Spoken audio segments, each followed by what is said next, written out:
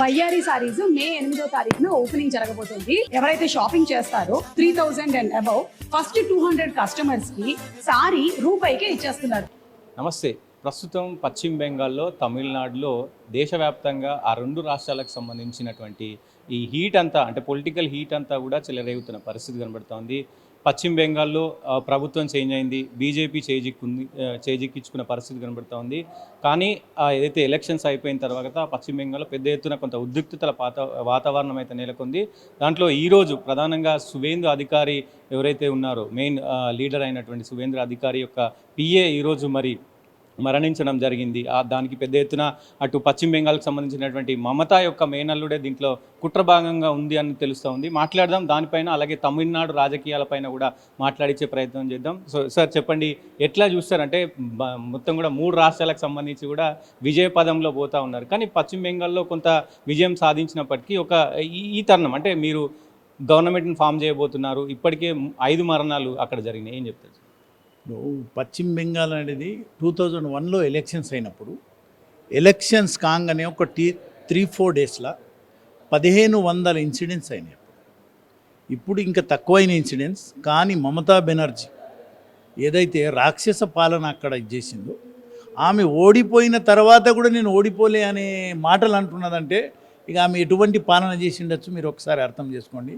మమతా బెనర్జీని ఇప్పటికే ఆమె తెలుసుకోవాలా, ఇప్పటికే దాన్ని సరిదిద్దుకుంటే కరెక్ట్ ఉంటుంది.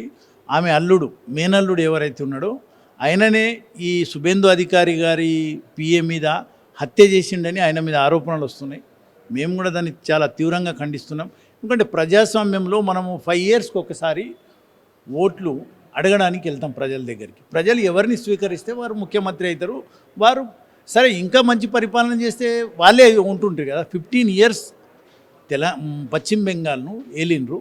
15 ఇయర్స్ ప్రజలను ఎంత వంచిండ్రంటే వాళ్ళు, అంటే మొత్తము ఒక రకమైన వాతావరణం సృష్టించి ఎవరు ఓట్లు వేయకూడదు అంటే వీళ్ళే రిగ్గింగ్ చేయాలంతా.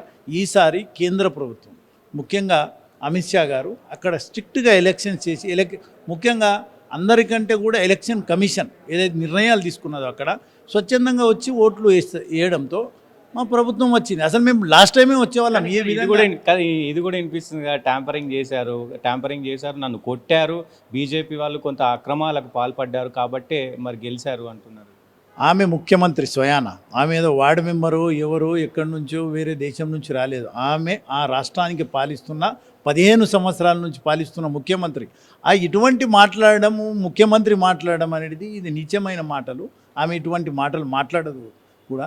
ఆమె 3 సార్లు గెలిచినప్పుడు ఎట్లా గెలిచింది? మరి 3 టైమ్స్ గెలిచింది కదా.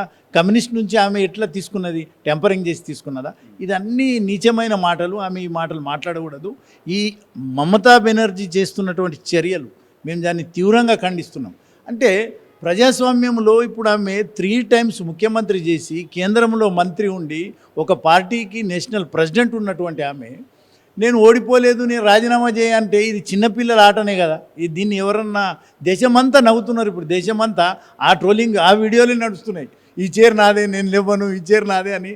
అంటే మమతా బెనర్జీ గారు ఆమెది అయిపోయింది. ఇప్పుడు నాకు అనిపిస్తే ఇంకా కొన్ని రోజులకు ఆమె పిచ్చి లేచి రోడ్డు మీద తిరుగుతారు. ఏమనుకున్నారు సార్? అంటే నేను రాజీనామా చేయను అని ఆమె ఒక రకమైనటువంటి వ్యాఖ్యలు చేస్తూ ఉంది. అసలు ఏమనుకుంటారు? బీజేపీ ఏమనుకో ఆమె పిచ్చి లేచింది. అసలు అది తెలివి తక్కువతనంతో మాట్లాడుతున్నది. తెలివి ఉన్నవాళ్ళు, ప్రజాస్వామ్యంలో నమ్మకం ఉన్నటువంటి వారు ఎవ్వరు కూడా అటువంటి మాటలు మాట్లాడరు. ఆమెకు అసలు స్వామ్యం మీద నమ్మకం ఉన్నదా అనేది అసలు ప్రజాస్వామ్యం పద్ధతిలో ఆమె ఈ 15 ఇయర్స్ ఆమెను సపోర్ట్ చేస్తున్నారు కదా. రాహుల్ గాంధీ సపోర్ట్ చేస్తుండ్రు, డిఎంకే నేత స్టాలిన్ సపోర్ట్ చేస్తుండ్రు, అఖిలేష్ యాదవ్ సపోర్ట్ చేస్తున్నారు. ఇట్లా ఓడిపోయినాక రాజీనామా చేయొద్దని. మరి స్టాలిన్ ఎందుకు రాజీనామా చేసిండు? అఖిలేష్ యాదవ్ ఓడిపోయినాక ఎందుకు రాజీనామా చేసిండు? రాహుల్ గాంధీ ఒక పిచ్చోడండి. రాహుల్ గాంధీ మాటలు వింటే ఎవరు విన్నా కానీ వాడు నాశనం అవ్వడమే. రాహుల్ గాంధీతో ఎవరెవరు కలిసిండ్రు, ఏ పార్టీలు కలిసినాయో వారెవ్వరు కూడా బతికి బట్టగట్టలేదు. మమతా బెనర్జీ కూడా ఏదో అపోజిషన్ లీడర్గా, అంటే అపోజిషన్లో పార్టీ ఉంది, ఆమె అపోజిషన్ లీడర్ కూడా కాలేదు. ఎందుకంటే ఆమె స్వయాన ఓడిపోయినరు. ఆ ఉందాతనం ఉంచుకోవాలా. ఏదో రాహుల్ గాంధీ మాటలు ఎవరు మాటలు విని స్టాలిన్ ఎందుకు రాజీనామా చేసిండు? మరి స్టాలిన్ కూడా అనొచ్చు కదా, ఆయన అయితే 2 ఇయర్స్ కిందనే పార్టీ పెట్టిండు, అసలు అనేది ఏ ఎగ్జిట్ పోల్ ఇవ్వలేదు, ఆయన ఎట్లా గెలిచిండు మరి అని స్టాలిన్ అనొచ్చు కదా. ఇది స్టాలిన్కు రాజకీయము ప్రజాస్వామ్యం మీద నమ్మకం ఉన్నది. ఈమెకు అటవిక రాజ్యం దేన్ని అంటారో అటువంటి పాలన కొనసాగిన మమతా బెనర్జీ ఆమె మీద అన్నిటి మీద ఎంక్వైరీ పెడితే అభిషేక్ బెనర్జీ అనేటైనా అతి త్వరలో జైలుకు పోతున్నాడు ఆయన. ప్రధానంగా ఇటు తమిళనాడుకి వస్తే, తమిళనాడులో ఊహించని రీతిలో, అంటే ఎవరు కూడా ఊహించలే, డిఎంకే కానీ అన్నా డిఎంకే కానీ బీజేపీ కానీ కాంగ్రెస్ కానీ ఊహించని రీతిలో ఇప్పుడు ఆయన 108 స్థానాలు గెలుచుకోవడం జరిగింది. కానీ దీని వెనుక ఇటు కాంగ్రెస్ సపోర్ట్ చేసిన తర్వాత 5 సీట్లు కాంగ్రెస్ సపోర్ట్ చేసింది, బీజేపీకి సంబంధించి బీజేపీ వాళ్ళే కావాలని కుట్ర చేస్తున్నారు, విజయ్ని సీఎం కాకుండా చేస్తున్నారు, గవర్నర్ను అడ్డుపెట్టి ఇదంతా తతంగా నడిపిస్తుంది బీజేపీ అని కూడా ఎలిగేషన్స్ చేస్తున్నారు. నేను ఒకటి చెప్తున్నా, అక్కడ గవర్నమెంట్ ఫామ్ చేయడానికి కావాల్సింది 118 సీట్లు. విజయ్కు 118 ఉంటే ఆయనకు పూల బొకే ఇచ్చి ఆయన ఇంటి నుంచి కొండపోతారు, డప్పులు పెట్టి కొట్టుకుంటూ ఆయన రాజ్భవన్కు రావా అని పిలిచి ఆయనను ముఖ్యమంత్రిగా ప్రమాణ స్వీకారం. ఆయనకు సీట్లే లేవు కదా, ఆయన గెలిచింది 110. కాంగ్రెస్ పార్టీ ఉండే డిఎంకే తోటి అక్కడి నుంచి అక్రమంగా ఇక్కడ వచ్చి 5 సీట్లకు మద్దతు పలికినరు. సరే, వాళ్ళకి సీట్లు లేవు కదా, మరి సీట్లు ఇన్ని ఉన్నాయని రాసి రాతపూర్వకంగా ఇస్తే, ఎప్పుడైతే మాకు 118 అంటే 118 కంటే ఎక్కువ సీట్లు ఉంటే అది మెజారిటీ, ఆ మెజారిటీ ఉన్నదాన్ని నిరూపిస్తే డెఫినెట్గా పిలుస్తారు కదా. ఏదో వాళ్ళ దగ్గర ఎమ్మెల్యేలు లేకుండా, సార్ వాజ్పేయి ప్రభుత్వం ఒక్క ఓటుతోటి పోయింది, ఈయనకు 6 తక్కువ ఉన్నారు. వాజ్పేయి ప్రభుత్వం ఒక్క ఓటుతోటి పోయింది అని అంటున్నాను. కాబట్టి ప్రజాస్వామ్యంలో బలం అనేది అసెంబ్లీలో చర్చ పెట్టి బలగాలు చూసుకుంటారు. గవర్నర్కి అంటే గవర్నర్ చాలా ఉందాగా ఉండాల్సిన అవసరం ఉంది, కానీ ఇక్కడ కొంత రాజకీయ అనుభవంతో రాజకీయాలతో అంటే బీజేపీతో పనిచేస్తున్నారు. ఖచ్చితంగా దీన్ని ఇటు డిఎంకే కూడా విమర్శిస్తుంది, అటు వామపక్షాలు విమర్శిస్తూ ఉన్నాయి. మరి రాజ్యాంగబద్ధంగా నిర్ణయాలు తీసుకోవాలి గవర్నర్ అంటూ ఉన్నారు కదా.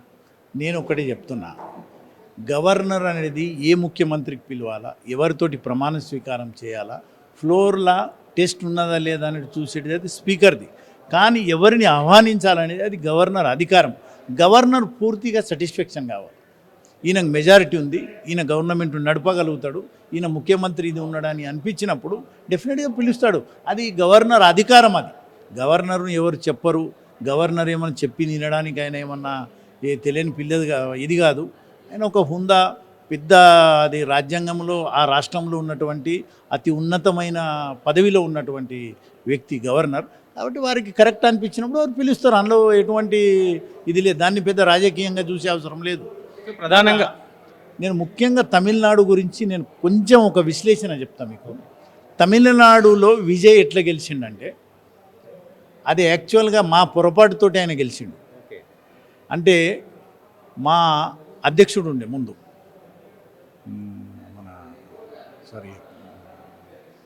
మా అధ్యక్షునికి మార్చడంతో అసలు ఆయనతోటి యూత్ ఫాలోయింగ్ ఎంత ఉండే అంటే కొద్దిగా ఒకసారి అది ఇదైంది ఆయన. అయితే అక్కడ మార్చినప్పుడు ఏమైందంటే ఆటోమేటిక్గా ఈసారి ఈ ఎలక్షన్లో ఆయన పోటీ చేయకపోవడం, అది కంటిన్యూగా ఉంటే విజయ్కు ఎట్టి పరిస్థితులలో ఆ సీట్లు రాకపోతుండే.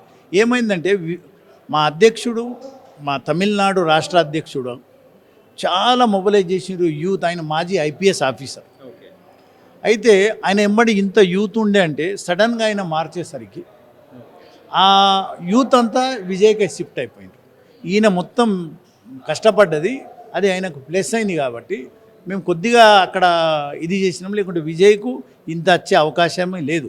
ఏమైంది, డిఎంకే డిఎంకే పట్ల అక్కడ ఉన్నటి ప్రజలు వీళ్ళిద్దరిని మార్చుదాం, వీళ్ళు కరెక్ట్ కాదు, ఈ తమిళ ఏదైతే ద్రవిడ రాజకీయాలు ఉన్నాయో దీని నుంచి విముక్తి పొందుదాం అనే ఆలోచనల ప్రజలు ఉన్నప్పుడు మా యొక్క మాజీ ఐపీఎస్ ఆఫీసర్ బాగా కష్టపడి ఆయన ఒక దారికి తెచ్చిన దాన్ని విజయ్ దాన్ని హైజాక్ చేసిండు. అంటే ఆయనకు అవకాశం వచ్చింది, హైజాక్ కాకుండా కూడా ఆయనకు అవకాశం వచ్చింది. కాబట్టి ఈ విధంగా సీట్లు వచ్చినాయి. ఆయన సార్ అయ్యే అవకాశాలు ఉన్నాయా సార్? అంటే విజయ్ సీఎం అవుతారంటారా, లేకపోతే ఇంకా ఏమైనా మారే అవకాశాలు ఉన్నాయి? ఏం చెప్తున్నా, అసెంబ్లీలో ఎవరికి ఎమ్మెల్యేల బలం ఉంటే వారు సీఎం అవుతారు. అందులో మనం పోయి ఎవరో చెప్తే కాదు, సింగిల్ ఉన్నా కానీ ఇప్పుడు వీళ్ళిద్దరు కలిసి ఇంకా ఎవరైనా కలిస్తే వీళ్ళకే మెజారిటీ ఉంటుంది కదా, వీళ్ళకే పిలుస్తారు. అప్పుడు అందులో మెజారిటీ 119 సీట్లు ఎవరికి ఉంటాయో వారు ముఖ్యమంత్రి అవుతారు. బస్ అంతే.